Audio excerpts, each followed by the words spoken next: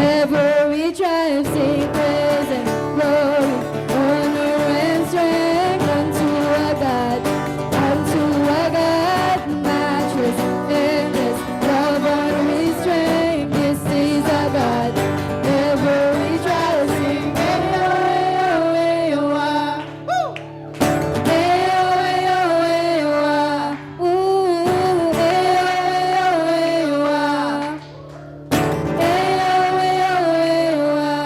We sing, there is no one like a God.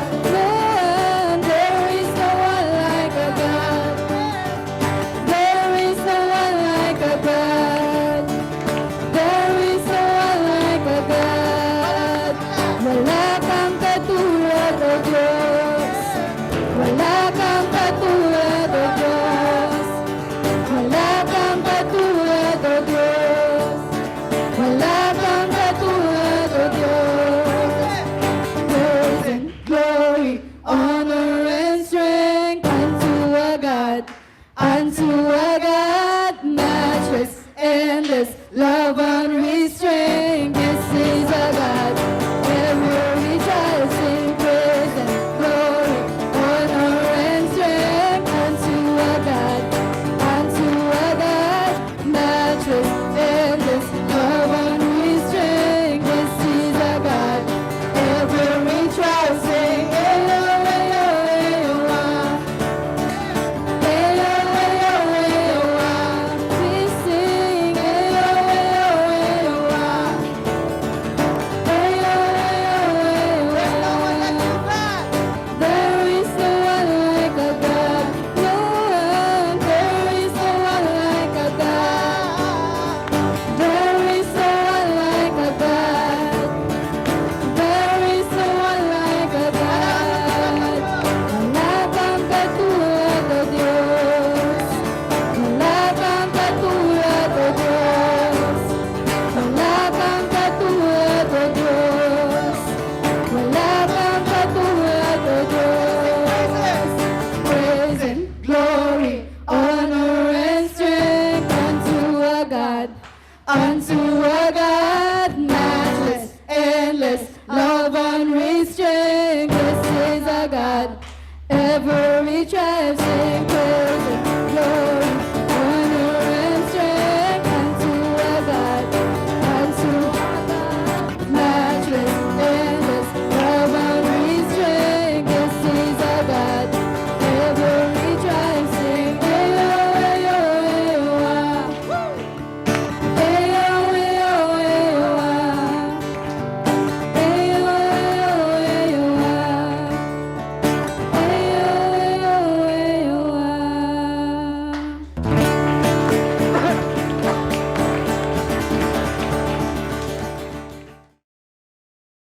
Truly, that this is the day that the Lord has made, and we will rejoice and be glad in it. Amen? Ito daw yung araw ng Panginoon. At yung araw na ito ay dapat maging excited tayo dahil makakasama natin si Lord. Kanina nakasama natin si Lord through worship. At ngayon naman, makakasama natin si Lord through listening to His Word. Amen? Ang title ng message ko is, I will not let you go unless you bless me. Hindi po sila nagsasayaw, ha? Kasi akalain nyo nagsasayaw. Okay? But first of all, tayo po muna ay dumulog sa panalangin. Ama naming Diyos na makapangyarihan, kami po ay tunay na nagpapasalamat sa inyo, O God, sa umaga pong ito. At dinala niyo po kami dito para papurihan at pasalamatan ang inyong pong pangalan. Dalangin ko po, Panginoon, na sa mga sandali pong ito, kayo po ang tunay na mangusap po sa amin.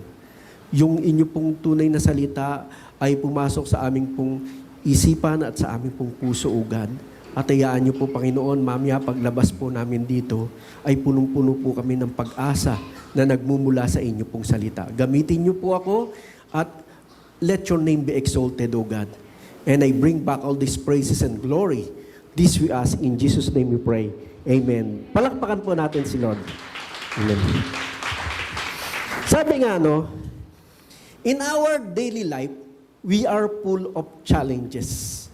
Sometimes when counter situation, magugulat na lamang tayo bakit nagkakaganito yung buhay, di ba? Katulad nung nakaraan, pandemic, ngayon nagkaroon ng gera, pagputok ng bulkan, whatever. Ngayon, but at the end of the day, we realize that God has a purpose. Ang purpose niya is to bless us all. Do you believe in that? Amen? In this story that I'm going to share to you, I believe that you are very familiar to the story of Jacob and Esau. Nung matanda na daw si Isaac at malabo na yung kanyang mga mata, sinabihan niya daw si Esau na mag-prepare mag-hunt ng kanyang makakain. At pagkatapos daw na siya ay kumain, ay babasbasan niya na o ibe-bless niya na si Esau. Ngayon, sabi nga dito, dahil sa twin brother nito ni Jacob ay mas matanda si Esau.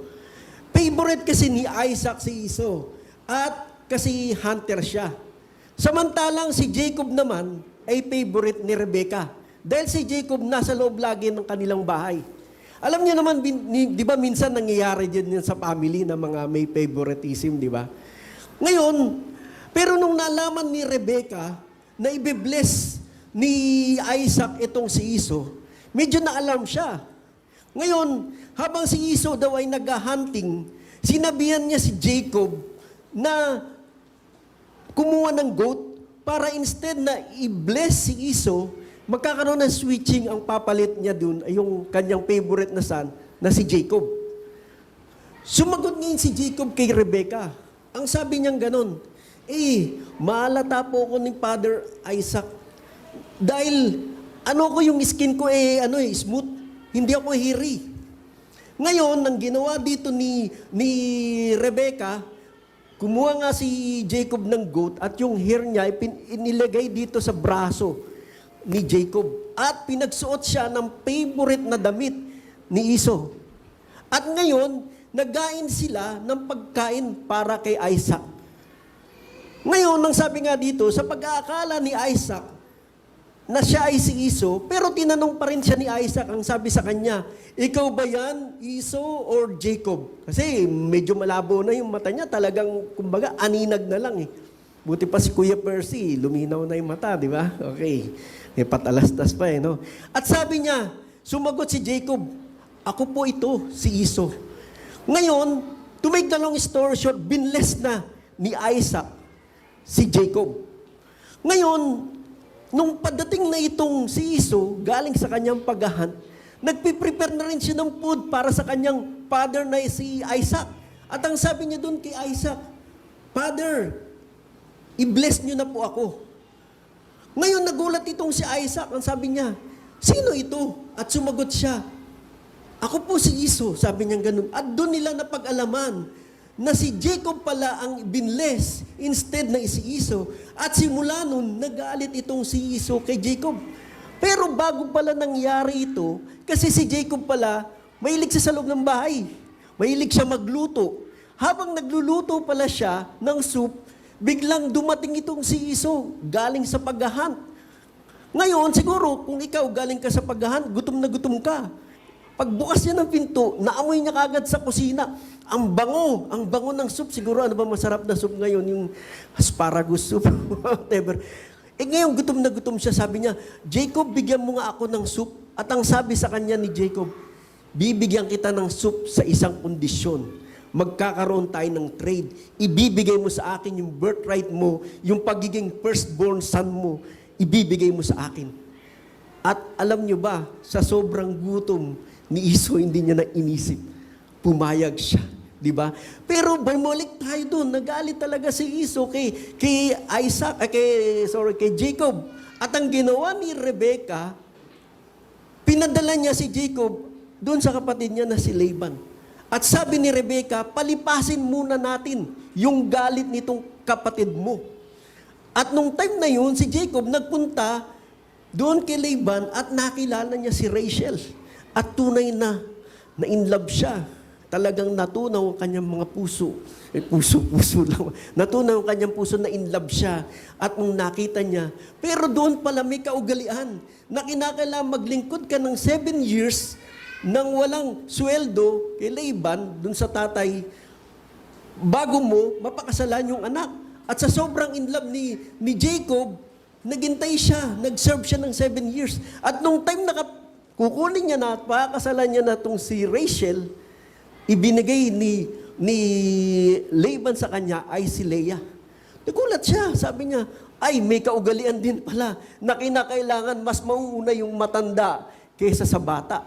Kaya ang nangyari, sabi ni Laban, kung gusto mo talaga si Rachel, sabi niya ganun, maglingkod ka na another 7 years. Diba? Dahil talagang yung pag-ibig, ika nga gagawin ng lahat, masunod ka lamang, diba? Nagtiis na naman siya ng 7 years. At nung time na yun, subalit dumating nun, nakuha niya na si Rachel, so dumating yung pagkakataon na binless ni Lord si Laban through Jacob. At dahil si Jacob ay humiwalay na rin sa binan niya na si Laban, dahil sa pandaraya ni Laban sa kanya. At siya ay sinabihan ni Lord na bumalik na dun sa lugar nila. Subalit, meron siyang malaking problema sa kanyang pagbabalik. Ano yung problema niya? Doon naghihintay yung kapatid niya na si Iso na hanggang ngayon galit sa kanya. Okay? Nung pagbalik ni Jacob, kasama na yung buong kanya, si Leah at si Rachel, mga anak niya, yung mga katulong niya, yung mga slaves niya, buong yaman niya ay nagpasabi siya kay Iso. Let's open our Bible in Genesis chapter 32, verse 4. Ang sabi nga dito, he told them, give the message to my master Iso. Humble greetings from your servant Jacob.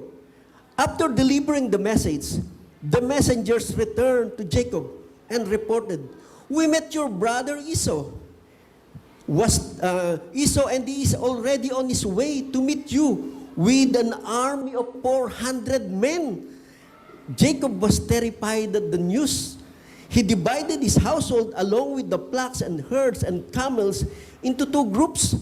Verse 9, then Jacob prayed, O God of my grandfather Abraham and God of my father Isaac, O Lord, you told me, return your own land and to your relatives, and you promised me, I will treat you kindly. Ano ba ang matututunan natin dito sa kwentong ito? Point number 1, lesson to learn. Be humble always in the Lord, knowing that without Him, we can do nothing. And be humble to the person we hurt. Nung bumalik si Jacob sa lugar nila at harapin niya na si Esau, siya ay nag-humble kay Lord. Umingi siya ng tulong kay Lord. Lord, wala akong magagawa kung wala ka sa akin. At naging humble din siya kay Esau dahil pagbabalik niya, mayaman na siya. Mayaman na si Jacob. At sinabi niyang, humble greetings from your servant Jacob. Dito niya inamin yung kanyang mga kasalanang mga nagawa. Na although natakot siya dahil ang sagot sa kanya ni Esau ay on the way na papunta sa kanya with 400 men na kasakasama ni Esau. Marahil iniisip ni Jacob, pagpunta dun ni Esau talagang magiganti. Hindi lamang sa kanya, kundi sa pamilya niya. Ituloy na po natin sa verse 13. Jacob stayed where he was for the night. Then he selected these gifts from his possessions to present to his brother Esau, 200 female goats, 20 male goats, 200 ewes. Ang ibig sabihin ng ewes dito yung female sheep, 20 rams, 30 female camels with the young, 40 cows, 10 bulls, 20 female donkeys, and 10 male donkeys. He divided these animals into herds and assigned each to different servants. Then he told his servants, go ahead of me with that animal, but keep some distance between the herds. Makikita natin dito na ginagawa lahat ng paraan ni Jacob para lamang mapatawad siya ng kanyang kapatid. At ang paraan na ginawa niya ay magkaroon ng peace offering. Lahat ng mga hayop na ito, ginagamit niya para magkaroon siya ng peace offering. Di ba minsan din tayo ganun? Pag meron tayong nasaktan na tao, siguro lahat o kaya sa mag-asawa, lahat ng peace offering, ibibigay mo para lamang ikaw ay patawarin. Ang sabi nga sa James chapter 4 verse 10, humble yourselves in the presence of the Lord, and He will exalt you. May naalala lang ako dati. Dati kasi, nung time na nag-work, parehas kami ng misis ko. Lagi kami magkasabay pumasok. Ngayon, isang araw, nung nakabihis na ako at papasok na ako, nakita ko siya nakapambahay. Sabi ko, bakit hindi ka papasok? Sabi niya, hindi, dito lang ako sa bahay. Nakapambahay. Sabi ko, naisip ko, hindi naman siya pala absent. Bet ngayon mag-absent to. At tumitingin-tingin siya sa akin. Sabi kong ganun, o sige, kung ikaw, baka wala ka namang magawa dito, bahala ka, ako papasok. Di ba? Pumasok ako doon sa may bandang MOA, may construction doon, no? At syempre, construction, no, inabot ako hanggang 5 o'clock. Labas ko, 5 o'clock. Kaya lang, during that time, magpapasko eh. May Christmas party. Di nagpakain yung may-ari, nagpakain, saya-saya, parang relax. Nakalimutan ko na yung misis ko na naiwan sa bahay. Relax, relax. Ngayon, nag-text yung anak ko na si Kenneth. Ang text niya, Papa, happy anniversary sa inyo ni Mama. Sabi niya, ang balita ko, si Mama daw, mag-isang kumakain nandun sa Burger King, doon sa Santa Rosa. At doon nanlamig yung aking katawan, yung buong aking pagkatao. Sabi ko, kaya pala, hindi siya pumasok. Hinihintay niya pala na batiin ko siya. Hinihintay niya pala na yayain ko siya na kumain sa labas. Alam niyo ba, kung pwede ko rin liparin mula from MOA hanggang sa Santa Rosa, ginawa ko na para habulin at yayain siya mag-date. Alam niyo ba, pagdating ko doon, patay lahat ang ilaw ng bahay. At pagbukas ko ng kwarto namin, nakita ko siya natutulog at umiiyak. My brothers and sisters, lahat ay ginawa ko ng paraan. Naghambol ako. Siguro lahat ng peace offering, lahat siguro ng hayop, pati pusa, pwedeng i-offer ko na sa kanya. And to make the long story short, buti na lang pinatawad ako ng misis ko. Palakpakan po natin si Lord. Nang gabing yun, tuloy na natin, Jacob got up and took his 2 wives, his 2 servant wives and his 11 sons and crossed the Jabbok River with them. Nilikas niya yung buong mag-anak niya papunta dun sa east side of Jordan. Ngayon, kaya niya nilikas, gusto niyang mag-isa doon sa island. Kaya niya gusto mag-isa, gusto niya mag-pray kay Lord at gusto niya mag-worship kay Lord. Di ba? At the same time, pag umatake itong si Esau kasama yung 400 men, siya lang ang maaatake, ligtas yung mga kasama niya, yung mag-anak niya, no? Di ba minsan ganun din tayo? Pag tayo nag-iisa, gusto natin mag-worship kay Lord, di ba? Ituloy na natin sa Genesis chapter 32, verse 24. This left Jacob alone in the camp, and a man came and wrestled with him until the dawn began to break.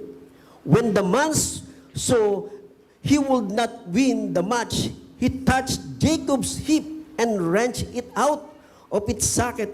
Then the man said, "Let me go, for the dawn is breaking." But Jacob said, "I will not let you go unless you bless me." "What is your name?" the man asked. He replied, "Jacob." "Your name will no longer Jacob." The man told him, "From now on you will be called Israel, because you have fought with God, with men, and have won." "Please tell me your name," Jacob said. "Why do you want to know my name?" the man replied. Then he blessed Jacob there. Nung mag-isa na daw si Jacob, bigla daw, man came and wrestled with him until the dawn began to break. Mayroon daw isang lalaki na nakipagbuno sa kanya. Pero alam niya na yung lalaking ito ay walang iba kundi si Lord.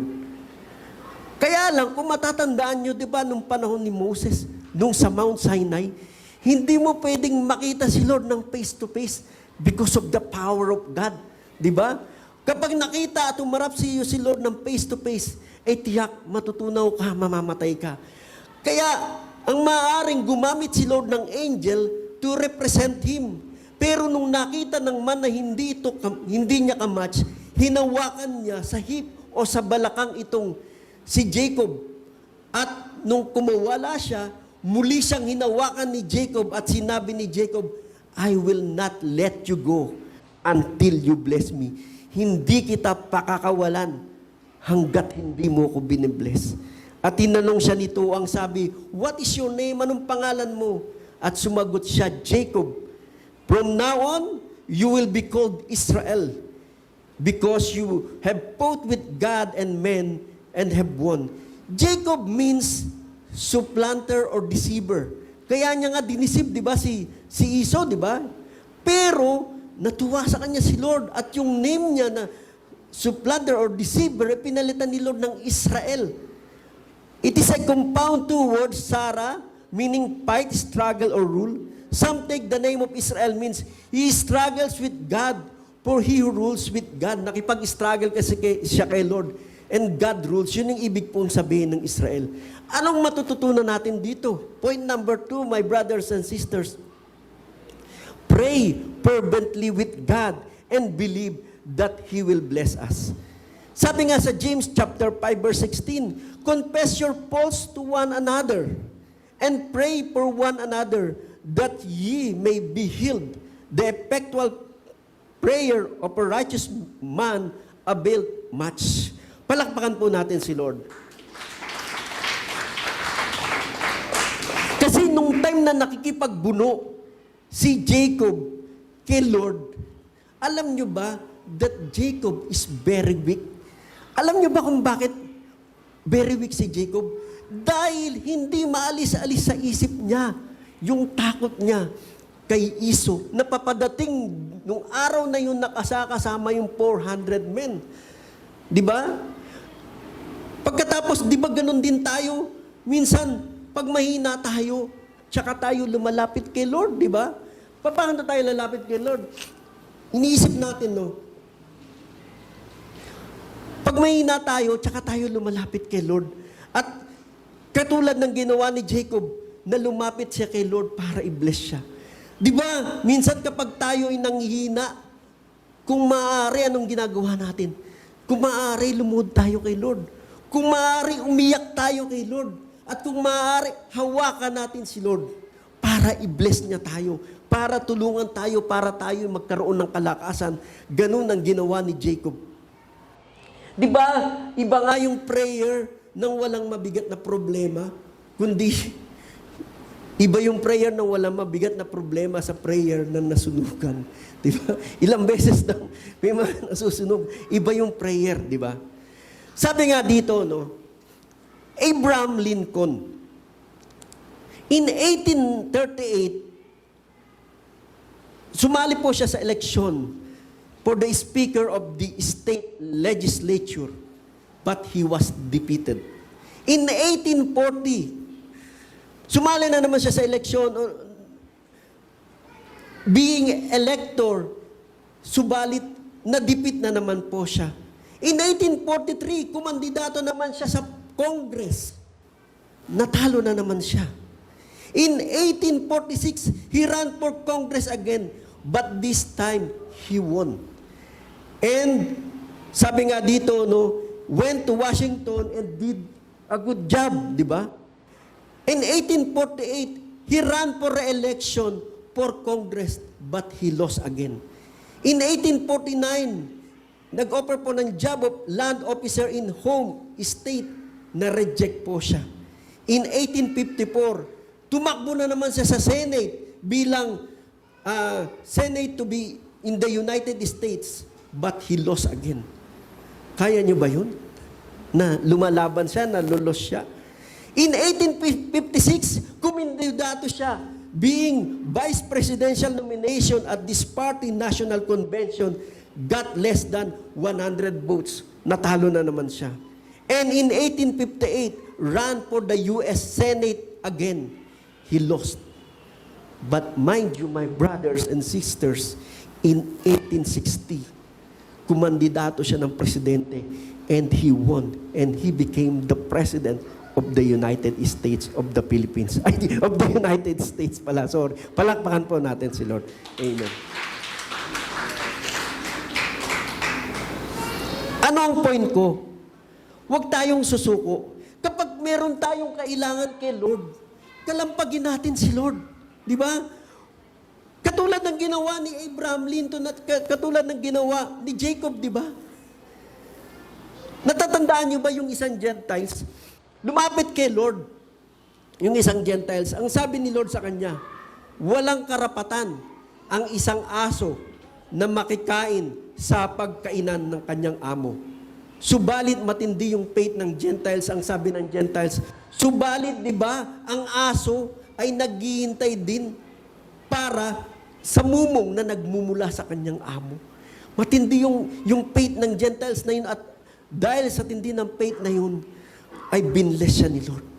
Nang makita ni Jacob at ni nung nangyari na yun, nung makikita na si Jacob at si Esau, kasama ni Jacob ang buong angkan niya kay Rachel, kay Leah at sa dalawang servant niya.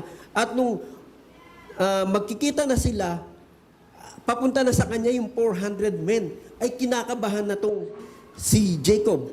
Buksan natin ating Bible sa Genesis. Genesis chapter 33 verse 4. Ang sabi dito, no? Then Esau ran to meet him and embraced him, threw his arms around his neck and kissed him, and they both wept. Verse 5, then Esau looked at the women and children. He asked, who are these people with you? These are the children of God has graciously given to me. Your servant Jacob replied. Then the servants' wives came forward with their children and bowed before him. And what were all the flocks and herds I met as I came? Esau asked. Jacob replied, they are gift, my Lord, to ensure your friendship. Verse 9, my brother, I have plenty, Esau answered. Keep what you have for yourselves. Verse 10, but Jacob insisted, no, if I have found favor with you, please accept this gift from me. And what a relief to see your friendly smile. It is like seeing the face of God. Please take this gift I have brought you, for God has been very gracious to me. I have been more than enough. And because Jacob insisted, Esau finally accepted the gift. Ano bang magpupulot natin dito? Point number 3, learn to forgive and forget and to feel the love of God. Sabi nga sa Ephesians chapter 4, verse 32, instead, be kind to each other, tender-hearted, forgiving one another, just as God, through Christ, has forgiven. Nung time na yun, ine-expect ni Jacob ang pagkikitang muli nila ng kapatid niyang si Esau. Ngayon, papunta na si Esau sa kanya, tumatakbo. Siguro naglalaro sa isip ni Jacob, ano kaya ang gagawin nito papunta sa akin? Di ba? Minsan hindi mo alam kung anong gagawin at papunta na sa kanya. At nung palapit na sa kanya, nagulat na lamang siya at siya ay niyakap ng mahigpit at umiyak at tanda ng pagpapatawad, di ba? Kagaya din ng tagpo nung nangyari kay Joseph, nung nagpakilala siya sa kanyang mga kapatid at sila ay nagyakapan. Matindi talaga itong full drama nitong family ni Jacob, di ba? Talagang nandun yung mga full of drama, no? Kaninong flocks and herds? Itong sabi ni Esau. Jacob replied, they are gift, my Lord, to ensure your friendship. Sabi naman ni Esau, marami pa ako niyan, kumbaga okay na sa akin. Subalit sumagot si Jacob, ini-insist ko. At nung nakita kasi ni Jacob na nakangiti siya, sabi niya, tanggapin mo yung gift na yan. Masaya ang puso kung makikita ka nakangiti. Halimbawa, meron kang kagalit at nakita mong umingiti sa'yo, di ba? Magiging masaya ka, di ba? We must learn to forgive and forget like Esau did to Jacob. Di ba, natatandaan nyo rin po ba yung prodigal son, di ba? Nung kinuha niya lahat ng mga bagay-bagay sa kanyang ama, ang nangyari dito, kinuha niya na yung yaman niya. Pagkakuha niya ng yaman niyang yun, nang babae siya, nagsugal, nilustay niya lahat. At nung time na yun, naubos yung kanyang pera, nagkaroon ng famine, at pagdating niya, ang inisip niya kaagad, wala na siya makakain na masukan na lamang siya bilang tagapagpakain ng hayop. At nung nagpapakain na siya ng hayop, nagulat siya, hindi man lamang siya pinapakain doon on time. Sabalit sa kanyang ama, pinapakain siya on time. At naisipan niya na bumalik na lang siya sa kanyang ama. At nung time na yun, babalik siya sa kanyang ama. Alam niyo ba, parang iniisip niya na, hindi na ako karapat dapat mag-aano na lang ako, mag-a-apply na lang ako tagapagpakain. At nung time na yun, hindi niya alam na hinihintay pala siya nung kanyang ama. Di ba? At nung hinihintay siya ng kanyang ama, paglapit dun, sinabi niya, hindi po karapat dapat sa iyo. At alam niyo yung ama niya nabingi. Paano nabingi? Hindi siya pinansin. At siya ay niyakap at umiyak. At pagkatapos noon, binigyan siya ng singsing ng tanda ng pagiging isang anak. At binigyan siya ng robe na tanda ng pagiging anak. Di ba? Doon niya nalaman. Ganun po yung forgiveness ng Father. Di ba? Ganun po yung forgiveness ng Father sa atin. Na although tayo po ay nagkasala, pero nandun pa rin si Lord sa atin. Di ba? Tanda ko rin nga dati, no? Dito na po ako magtatapos. Ang sarap ng buhay ko bilang Kristiyano. Kaya lang nung ako ay nag-asawa, ang nangyari doon, napunta kami sa Cavite at hindi na ako nakaka-attend. Tapos si Kuya Percy, nagpupunta minsan sa bahay, no? Nagdadala siya ng nakikipag-sharing siya sa amin. At sa pag-share niya, para akong isang tao doon na kumakain ng mumung. Kaya lang si Kuya Percy, monthly lang nagpupunta doon. At kaya talaga ang hirap. Subalit sabi ko, babalik na kaya ako sa church? At nakita ko yung isang pastor na dating dinidisciple ko na kasama ko dati. At nakita ko na pastor na. At nung nakita ko siya na pastor na, sabi kong ganun, ano, kamusta ka na? Sabi niya sa akin, pastor na ako. Ikaw, para akong binuhusan ng malamig na tubig. At doon ko na-realize, nasaan na ako. At nung pagbalik ko sa church, talagang nagbalik ako sa church, umingi ako ng kapatawaran kay Lord at doon na-realize ko yung pagbabalik kong yun. My brothers and sisters, yung forgiveness ni Lord ay hindi natin mapapabayaan. Maraming salamat. Palakpakan po natin si Lord. Okay? Just to recap, my brothers and sisters, no? Lesson to learn, point number 1, be humble always in the Lord, knowing that without Him, we can do nothing, and be humble to the person we hurt. Point number 2, pray fervently with God and believe that He will bless us. And point number 3, learn to forgive and forget to feel the love of God. Palakpakan po natin si Lord. Tayo po'y manalangin. Ama naming Diyos na makapangyarihan, kami po ay tunay na nagpapasalamat, O God, sa inyo sa oras pong ito, O God. Maraming salamat, O God. At patuloy niyo po kaming ginagabayan, O God. Maraming salamat, Lord God, na patuloy niyo po kaming inahumble, Lord God, for without you, we are nothing. And I pray, Father God, na help us, O God, na maging humble, O God, sa mga tao pong nasaktan po namin. Magkaroon po kami ng faith sa inyo na hindi niyo po kami pababayaan. And learn to forgive and forget. Tunay po, Panginoon, nandun po ang inyo pong kapatawaran lagi. Kung paano po nagpapatawad po kayo sa amin, tulungan niyo rin po kami na mapatawad din po namin yung aming pong kapwa-tao, God. Maraming pong salamat sa inyo pong salita. And help us, O God, to know you more and to be strong with you forever. Thank you very much. And I bring back all these praises and glory. This we ask. In Jesus' name we pray. Amen and amen. Palakpakan po natin sila. See your glory.